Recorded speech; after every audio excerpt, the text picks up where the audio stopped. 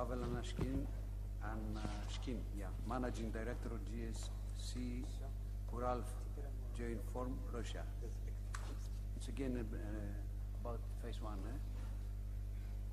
experience in Russia.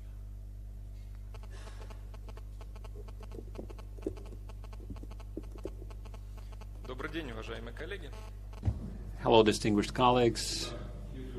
I'd like to thank Yuri Reisman, who provided perfect introduction to my presentation and by revealing a few spoilers too. Today I would like to speak about the actual experience of use of the flagship of phase one, the aerial imagery complex called 190 MP.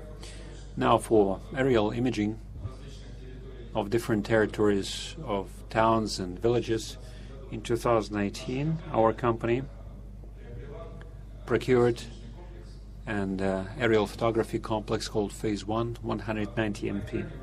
On this screen you can see the composition and the looks of this complex. It included the aerial imagery camera RS 1900, the controller, gyro stabilizer SOMAG, and GNSS Planix.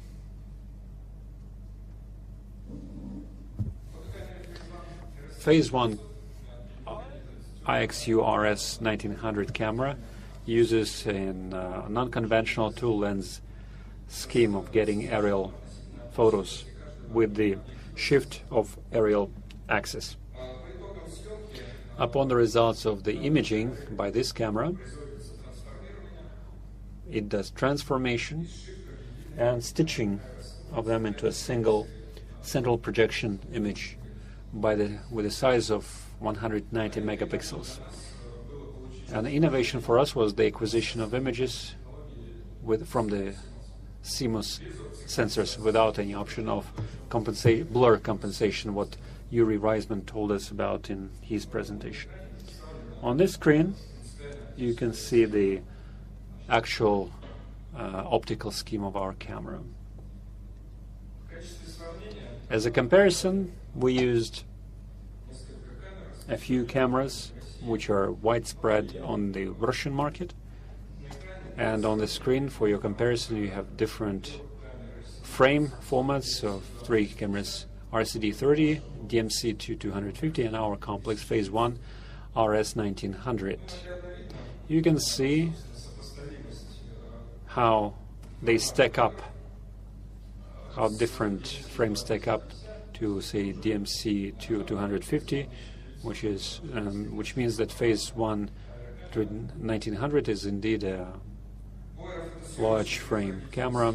In terms of productivity, Phase 1 1900 is similar to DMS-250 with a 17-20% increase of aerial images with much lower cost of the whole complex.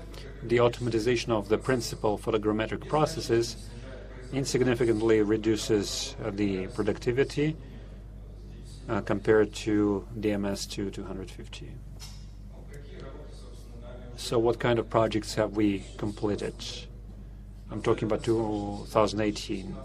Now, in the aerial season of 2018, we did the following: to build the orthophotos of 1 to 2000 scale and topographic imaging of the areas of towns of over 1 million population. We did aerial imaging with a 10 centimeter resolution and overlaps 80 to 40% for the area of 2,069 square kilometers.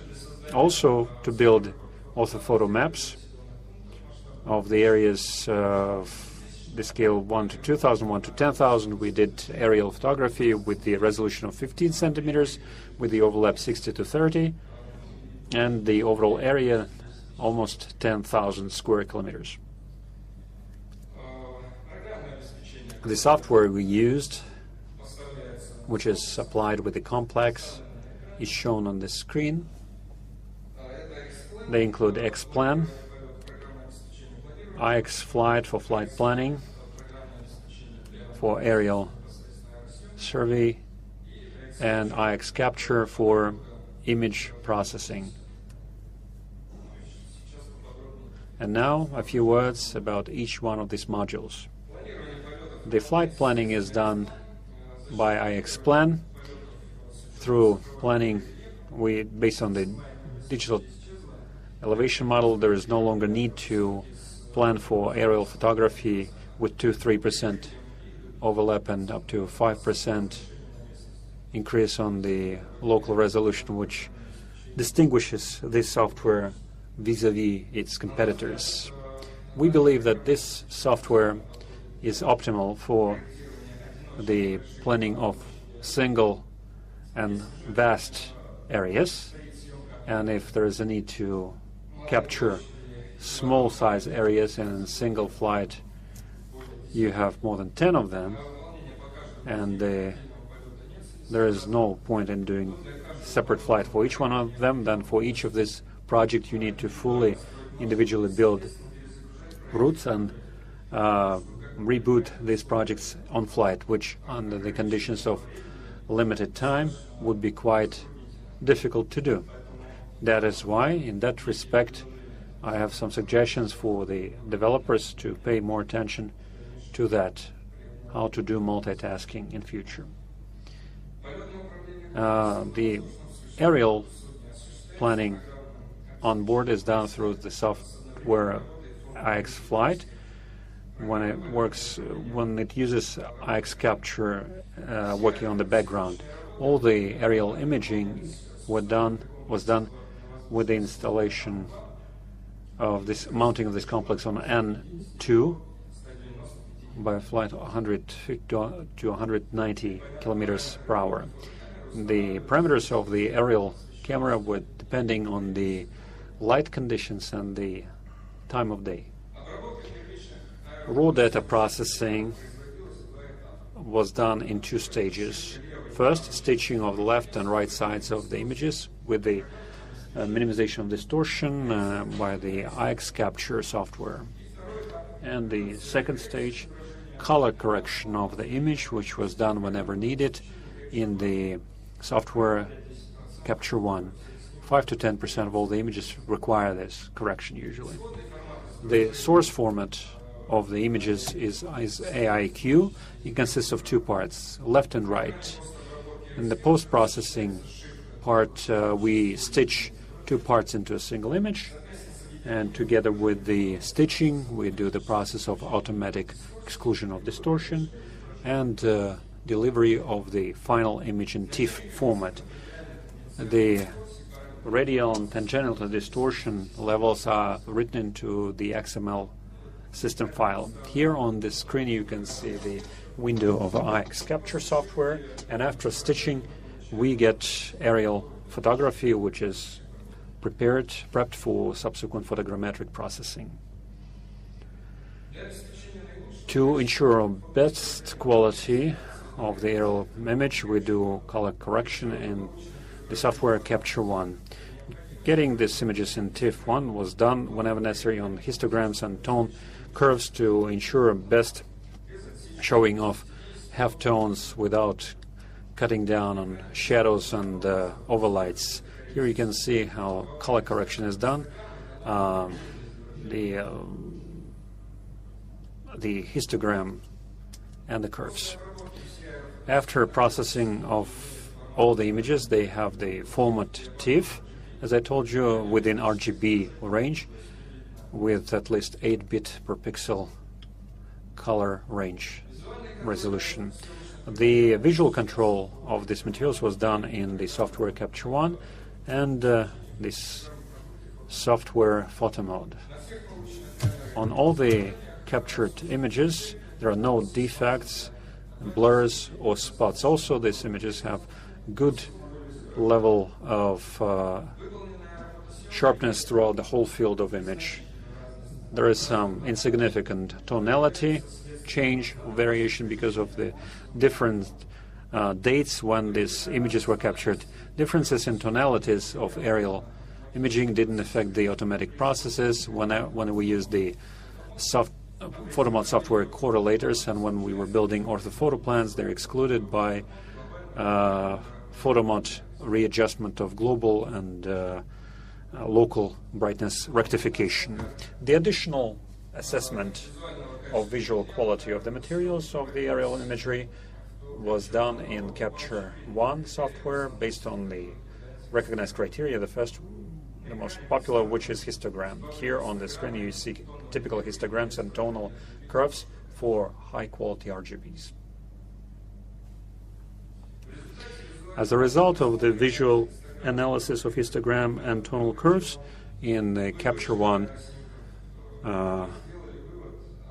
software, we understand that these images are satisfactory to our requirements. On this aerial imagery, you can see linear objects such as zebra crossings, coastlines, overground pipelines, and so on. Also localized objects such as power line poles, manhole covers, and so on.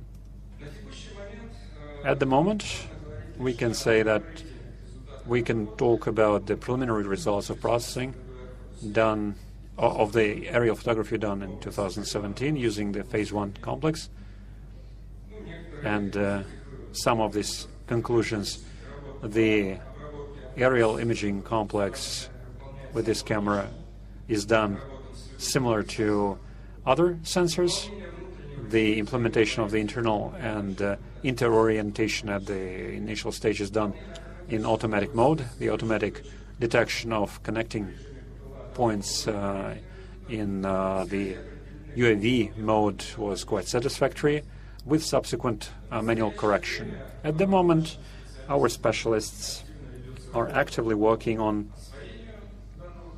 learning how to use this complex, and they're doing all sorts of test and experimental work, and such as processing in the photomod software from the 500-meter altitude to get 3D highly detailed model prototype of laser scanning.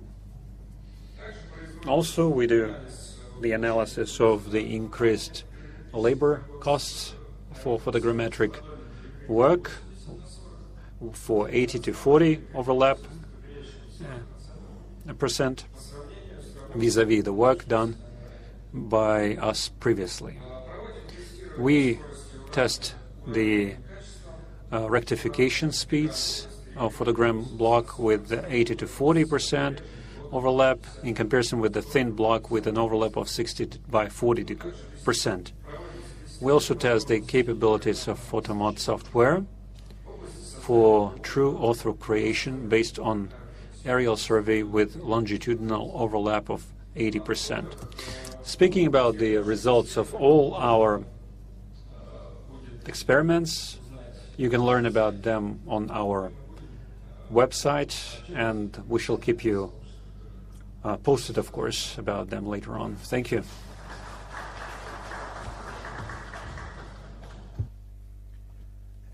Questions?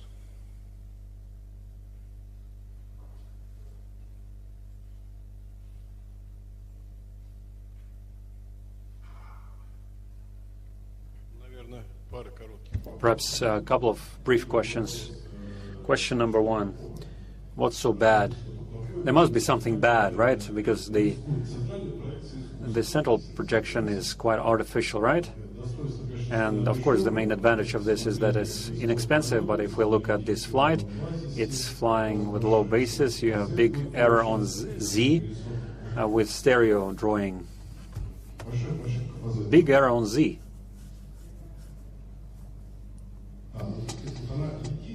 So it's flying. Back H is big, but people were telling me that it's flying. So you were flying, like if we take the camera, were you flying like this or like this? We're flying by the short side of the camera or long side.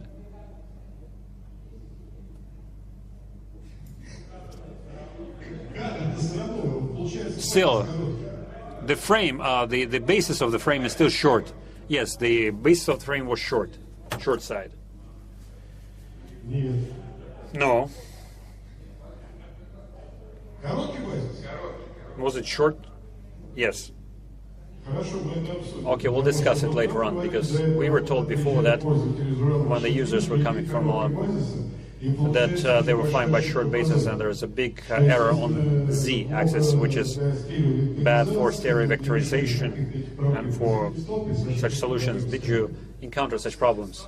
Yes, we did encounter it, and in fact, owing to the good cooperation with the manufacturer, most of these problems could be rectified at the level of execution of this work.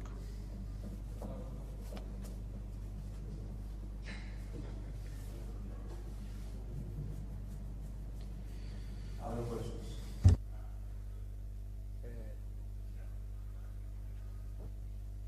Oh?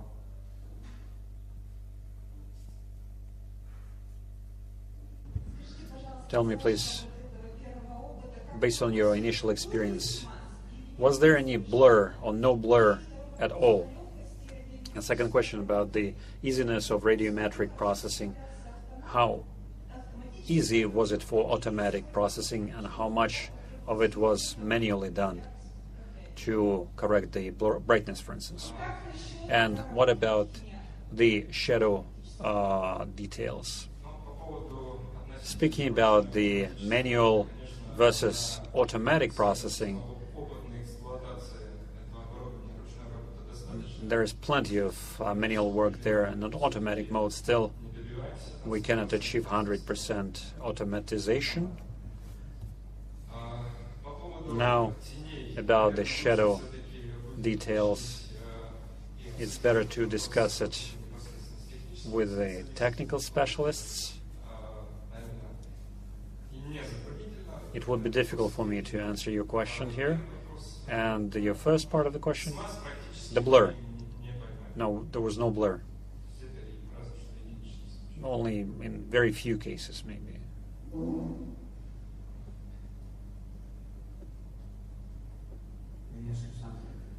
This IEX plan program is free or it's dedicated to the camera?